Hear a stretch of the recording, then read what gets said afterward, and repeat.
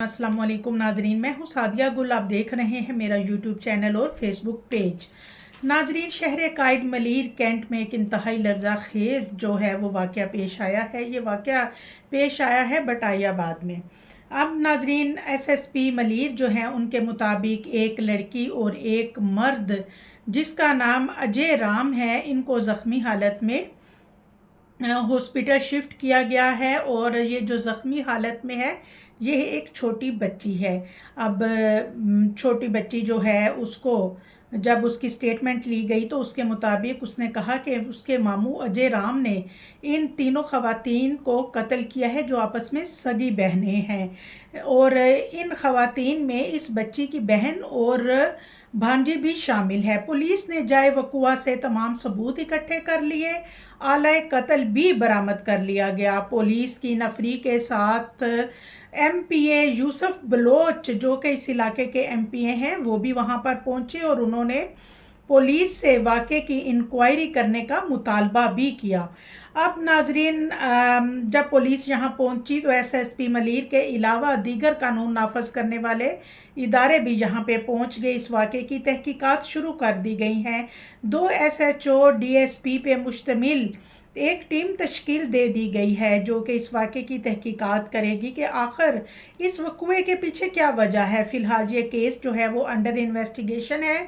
कत्ल की वजूहात सामने नहीं आ सकी फ़िलहाल, और लेकिन जो आला कत्ल है वो बरामद हो चुका है। पुलिस जो है उसने काफ़ी एविडेंस इकट्ठे किए हैं। और अजय राम जिसने इन 3 ख़वातीन को कत्ल करने के बाद इनके गले पे छुरी फेरने के बाद ख़ुद भी अपने गले पे छुरी फेर रही थी, ये शख्स फ़िलहाल इस काबिल नहीं कि वो कोई बयान दे सके। अब नाजरीन, थोड़ी सी हमारी बात जो हुई है वो इन बच्चियों की वालदा से हुई और उनके मुताबिक ये उन्होंने कहा कि कोई इतनी बड़ी बात नहीं। हाँ, 1-2 रोज़ पहले हमारे घर में मामूली तल्ख़ कलामी हुई थी और मामूली तल्ख़ कलामी तो हर घर में हो जाती है, लेकिन मेरे घर में कोई इतना बड़ा मसला नहीं था कि मेरा भाई अजय राम जो है वो इन तीनों को कत्ल कर देता। अब नाजरीन, मैं समझती हूँ जिस तरह इन तीनों ख़वातीन को कत्ल किया गया तो इस कत्ल के पीछे, क्योंकि 3 औरतों को कत्ल करना एक मैं कहती हूँ इसके पीछे कोई मामूली वजह नहीं हो सकती।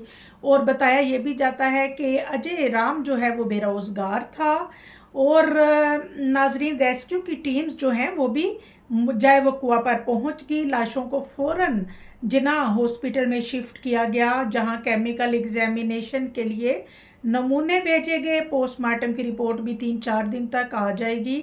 और जो डॉक्टर्स हैं उनके मुताबिक ये ख़वातीन जो हैं इनकी मौत गला काटने से हुई है। और जब ये वक़ुआ पेश आया तो घर में सिर्फ 4 ख़वातीन और एक मर्द अजय राम मौजूद था। और एक वो बच्ची थी जो ज़ख्मी हालत में भागती हुई बाहर आई और उसने बाहर आके शोर किया, लोगों को बताया और फिर लोगों ने फ़ौरन पुलिस को इतला किया।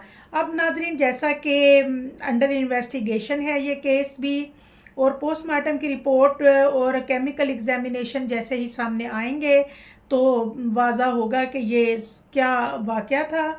बहरहाल जी, अजय राम जो है उसकी क्रिटिकल कंडीशन है क्योंकि उसने अपने गले पे छुरी फेरी थी। इस वक्त वो तशवीशनाक हालत में जिन्ना हॉस्पिटल में एडमिट है।